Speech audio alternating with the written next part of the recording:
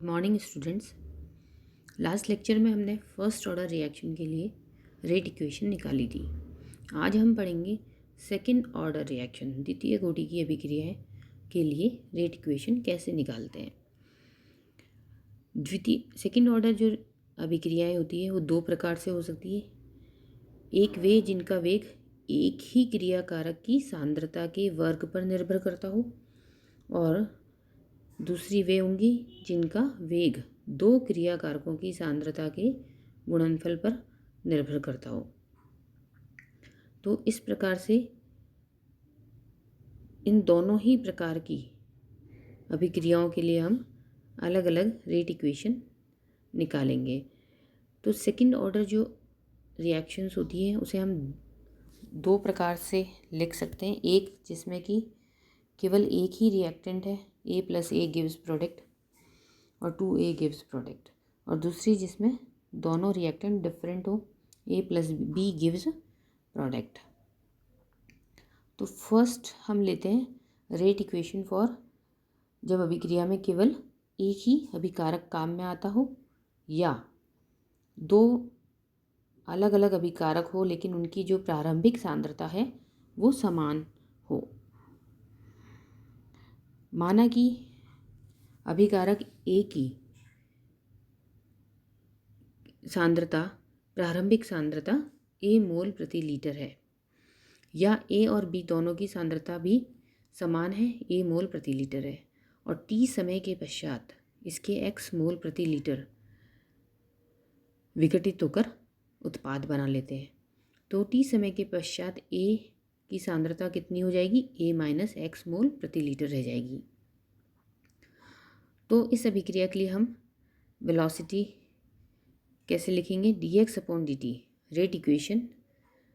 अभिक्रिया का वेग जो होगा वो क्या होगा? dx upon dt equal to K2 A का होल स्क्वायर और K2 A की कंसंट्रेशन मल्टीप्लाइड बाई B की कंसंट्रेशन, और हम कह सकते हैं K2 CA equal to K2 CA CB ऐसे, और dx upon dt equal to हो जाएगा K2 कंसंट्रेशन ऑफ रिएक्टेंट कितनी? A माइनस एक्स, तो K2 multiplied by A minus x multiplied by A minus X, या हम इसे लिख सकते हैं dx upon dt equal to K2 A minus x का होल स्क्वायर। तो ये तो कहलाती है द्वितीय कोटि अभिक्रिया की अवकलित वेग समीकरण, differential rate equation of second order reaction. अब इसका अगर हम इंटीग्रेशन करते हैं तो हमें इंटीग्रेटेड रेट इक्वेशन प्राप्त होगी। इस इक्वेशन को हम रीअरेंज कर सकते हैं। रीअरेंज करने पर ये हो जाएगी dx upon A minus x का whole square equal to K2 dt। अब K2 का मान निकालने के लिए हम इस समीकरण का इंटीग्रेशन करेंगे, तो हमें फाइनल इक्वेशन जो प्राप्त होती है वो होगी 1 upon A minus X equal to K2t plus C, where C is integration constant. और हम जानते हैं कि when t equal to zero, कि जब समय ज़ीरो होता है तो x का मान भी ज़ीरो होता है। इसे समीकरण में रखने पर हमें c की वैल्यू प्राप्त होगी, c equal to 1 upon a। अब इस c का मान हम वापस इसी समीकरण में रखेंगे, तो ये इक्वेशन क्या होगी? 1 upon A minus X equal to K2t plus C की जगह आ जाएगा 1 अपॉन A। अब इसको पूरा रीअरेंज करते हैं तो हमें फाइनल सॉल्यूशन मिलेगा K2 equal to 1 upon T multiplied by x upon A into A minus X, और ये कहलाती है सेकेंड ऑर्डर रिएक्शन के लिए इंटीग्रेटेड रेट इक्वेशन, द्वितीय कोटि अभिक्रिया की समाकलित वेग समीकरण, जबकि क्रियाकारकों की सांद्रताएं समान हो या केवल एक ही क्रियाकारक अभिक्रिया में भाग ले रहा हो। सेकंड कंडीशन है कि यदि अभिक्रिया में दो क्रियाकारक हो और उनकी प्रारंभिक सांद्रताएं असमान हो। माना कि जो क्रियाकारक ए है उसकी प्रारंभिक सांद्रता या इनिशियल कंसंट्रेशन ए मोल प्रति लीटर है और बी की इनिशियल कंसंट्रेशन बी मोल पर लीटर है और टी समय पर ए और बी के एक्स मोल पर लीटर रिएक्ट होकर प्रोडक्ट बनाते हैं। तो टी समय के पश्चात ए की सांद्रता हो जाएगी ए माइनस एक्स और बी की सांद्रता हो जाएगी बी माइनस एक्स मोल प्रति लीटर शेष रह जाएगी। और इसके लिए अगर हम रेट लॉ लिखते हैं तो वो हो जाएगा minus d a upon d t equal to minus d b upon d t और d x upon d t equal to के two multiplied by c a concentration of a multiplied by c b concentration of b. अब इस equation को अगर हम rearrange करते हैं तो वो आएगा d x upon d t equal to के two multiplied by a minus x multiplied by B minus x. A minus x t समय के पश्चात सी ए की कंसनट्रेशन है अर्थात सी ए की वैल्यू है और बी माइनस एक्स टी समय के पश्चात बी की सांद्रता है। इस अभिक्रिया को इस इक्वेशन को रीअरेंज करने पर ये हो जाएगा D x upon A minus x multiplied by B minus X equal to के टू डी टी। अब इस समीकरण को समाकलित अगर हम करते हैं का इंटीग्रेशन करते हैं तो हमें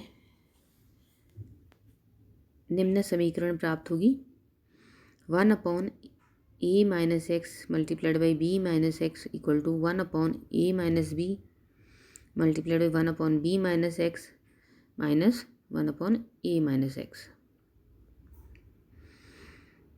अब इस का मान समीकरण 24 इस वाली इक्वेशन में रखने पर और उसके पश्चात इसका सॉल्यूशन करने पर हमें जो फाइनल सॉल्यूशन इक्वेशन मिलती है वो होगी 1 upon A minus B multiplied by minus L N B minus X plus L N A minus X equal to के टू टी प्लस सी। तो ये हमें समाकलन करने पर इक्वेशन प्राप्त होगी जहाँ सी एक इंटीग्रेशन कांस्टेंट है और इस इक्वेशन में हम वही कंडीशन रखेंगे when T equal to 0 x equal to 0। तो सी का मान आता है सी equal to 1 upon A minus B L N B upon ए। इसे हम ऐसे भी लिख सकते हैं सी equal to 1 upon A minus B L N a upon B. इसमें माइनस का साइन है और अगर हम माइनस का साइन हटाते हैं तो ये रिवर्स, तो c equal to 1 upon A minus B L N a upon b हो जाएगा। अब इस सी की वैल्यू हम इस इक्वेशन में रखेंगे 26 जो आपको दिखाई दे रही है। सी का मान हम पुटअप करते हैं इसमें तो ये इक्वेशन हो जाती है K two T plus equal to 1 upon A minus B multiplied by L N B upon A plus L N A minus X upon B minus x.